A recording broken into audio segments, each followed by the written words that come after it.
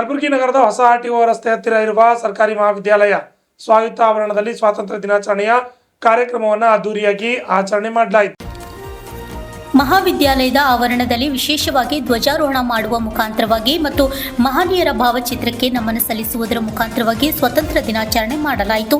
ಈ ಸಂದರ್ಭದಲ್ಲಿ ಮಹಾವಿದ್ಯಾಲಯದ ಪ್ರಾಂಶುಪಾಲ ಸೇರಿದಂತೆ ಅನೇಕರು ಕಾರ್ಯಕ್ರಮದಲ್ಲಿ ಮಾತನಾಡಿದರು. Bureau report RJ32 Kannada news Kalaburagi.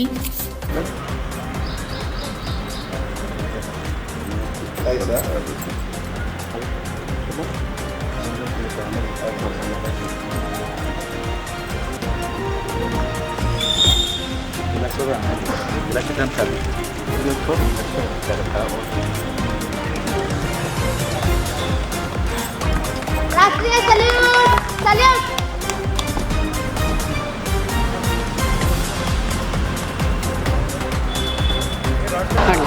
ಎಲ್ಲರಿಗೂ ನಮಸ್ಕಾರ. 80ನೇ ಸ್ವಾತಂತ್ರ್ಯೋತ್ಸವ ದಿನಾಚರಣೆಯ ಎಲ್ಲರಿಗೂ ಶುಭಾಶಯಗಳನ್ನು ಕೋರುವುದರ ಮೂಲಕ ಸ್ವಾತಂತ್ರ್ಯ ಅನ್ನುವುದು ಒಂದು ಸುಲಭವಾದಂತಹ ಸವಿನೆನಪು ಅಲ್ಲ. ಇತಿಹಾಸದ ಉದ್ದಕ್ಕೂ ಅನೇಕ ಮಹನೀಯರು ತನ್ನ ಪ್ರಾಣವನ್ನು ಬಲಿದಾನವಾಗಿ ಮಾಡಿ ನಮ್ಮೆಲ್ಲರಿಗೂ ಉಣಿಸಿದಂತಹ ಈ ಸ್ವಾತಂತ್ರ್ಯದ ಸವಿನೆನಪು 80 ವರ್ಷಗಳ ವಸಂತ ಕಂಡಂತಹ ಸಂದರ್ಭದಲ್ಲಿ ಎಲ್ಲರಿಗೂ ಶುಭವಾಗಲಿ ಅಂತ ಹೇಳುವುದರ ಮೂಲಕ ವಿದ್ಯಾರ್ಥಿಗಳು ಇಂದಿನ ಕಾಲಮಾನಕ್ಕೆ ತಕ್ಕಂತೆ ತನ್ನ ಅಧ್ಯಯನದ ಕಡೆಗೆ, ಅಧ್ಯಾಪನದ ಕಡೆಗೆ ಮತ್ತು ತನ್ನ ಬೆಳವಣಿಗೆ ಕಡೆಗೆ ಮುಖ ಮಾಡಬೇಕೆನ್ನುವುದೇ ಈ ಒಂದು ಸ್ವಾತಂತ್ರ್ಯ ದಿನಾಚರಣೆಯ ಸಂದೇಶ ಅಂತ ನಾನು ಹೇಳ್ತೀನಿ. ಭಾರತ ದೇಶ ಸ್ವಾತಂತ್ರ್ಯವಾಗಿ ಇಂದಿಗೆ 80 ವರ್ಷಕ್ಕೆ ನಾವು ಕಾಲಿಟ್ಟಿದ್ದೇವೆ. ಈ ಶುಭ ಸಂದರ್ಭದಲ್ಲಿ ನಾಡಿನ ಸಮಸ್ತ ಜನತೆಗೆ ಶುಭವನ್ನು ಕೋರುತ್ತಾ, ಸ್ವಾತಂತ್ರ್ಯ ಅಂತಕ್ಕಂಥದ್ದು ಇದು ನಮಗೆ ಸುಮ್ಮನೆ ಸಿಕ್ಕಿರ್ತಕ್ಕಂಥದ್ದಲ್ಲ. ಇದರ ಹಿಂದೆ ಸಾವಿರಾರು ಲಕ್ಷಾಂತರ ಜನರ ಪ್ರಾಣ, ಬಲಿದಾನ ಮತ್ತು ಹೋರಾಟದ ಮನೋಭಾವನೆ ಅಂತಕ್ಕಂಥದ್ದನ್ನು ನಾವು ಮೆಲುಕು ಹಾಕ್ತಕ್ಕಂಥದ್ದು.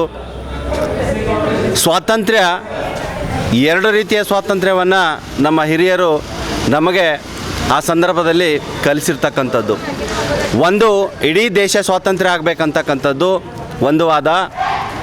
ಸ್ವಾತಂತ್ರ್ಯ ಅಂದರೆ ಕೇವಲ ಸ್ವತಂತ್ರವಾಗಿ ಮಾತನಾಡ್ತಕ್ಕಂಥದ್ದು, ಸ್ವತಂತ್ರವಾಗಿ ನಮಗೆ ಬೇಕಾಗಿರ್ತಕ್ಕಂಥ ಎಲ್ಲವನ್ನು ಮಾಡ್ಕೊಳ್ತಕ್ಕಂಥದ್ದಲ್ಲ.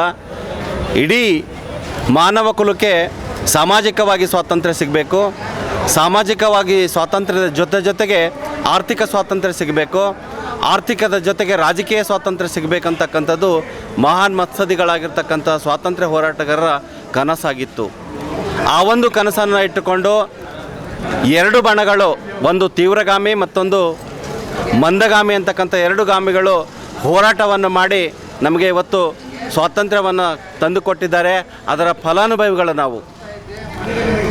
ಇವತ್ತು ನಾವು ನೆನೆಸಲೇಬೇಕಾಗಿರ್ತಕ್ಕಂಥ 3 ಜನ ಸ್ವಾತಂತ್ರ್ಯ ಸೇನಾನಿಗಳು.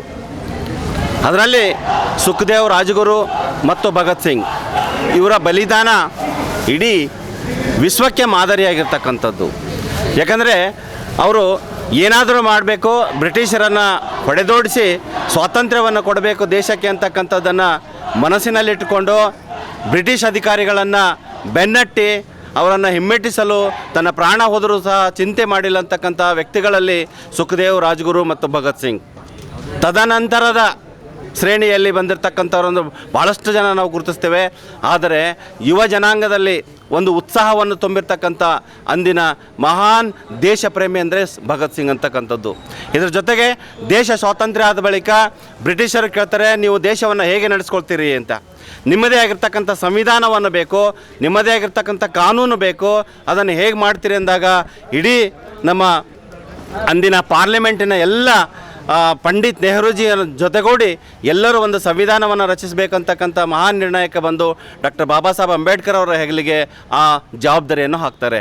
ಡಾಕ್ಟರ್ ಬಾಬಾ ಸಾಹೇಬ್ ಅಂಬೇಡ್ಕರ್ ಅವರು ಸುಮಾರು 2 ವರ್ಷ 11 ತಿಂಗಳ 17 ದಿನ ಸತತವಾಗಿ ಇಡೀ ಜಗತ್ತಿನಾದ್ಯಂತ ಇರತಕ್ಕಂಥ ಎಲ್ಲ ಸಂವಿಧಾನವನ್ನು ಅಧ್ಯಯನ ಮಾಡಿ ಬೃಹತ್ತಾಕಾರವಾಗಿರ್ತಕ್ಕಂಥ ಸಂವಿಧಾನವನ್ನು ನಮಗೆ ತಂದು ಕೊಟ್ಟಿರ್ತಕ್ಕಂಥದ್ದು ಹೆಮ್ಮೆ ಸಂಗತಿ. ಈ ಸಂದರ್ಭದಲ್ಲಿ ಸಹ ಅವರಿಗೆ ನಾವು ನೆನೆಯಲೇಬೇಕಾಗುತ್ತೆ.